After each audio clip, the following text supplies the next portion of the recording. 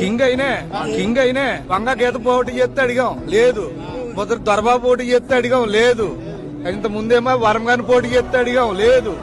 పవన్ కళ్యాణ్ నాకు మాట ఇచ్చాడు, మాట నిలబెట్టుకున్నాడు ఆయన.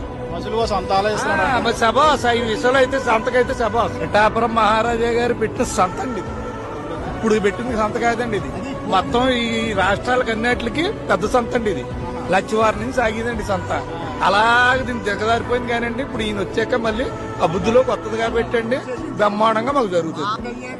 పశువుల సంతలో ఏ వ్యక్తి అడగలేదు, ఏ కాంట్రాక్టర్ కూడా అడగలేదు. ఆయనే గొల్లపురం నుంచి పిఠాపురం నామినేషన్ అయినా వస్తూ చూసి ఇదేంటని అడిగితే పశువుల సంత అన్నారు. ఏవీ లేకుండా ఉన్నాయంటే ఆయనే అంతరాత్మకు తోసి పశువులకి మనుషులకి నీడ ఏర్పాటు చేయాలని చేశారు. అభివృద్ధి చాలా గొప్ప జరిగింది, ఇక్కడి నుంచి కూడా ఇంకా బాగా జరిగింది.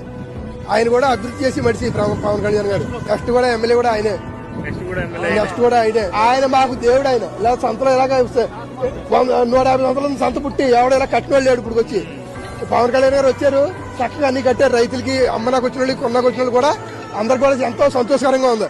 ఆయనకి ఇక్కడున్న రైతులందరూ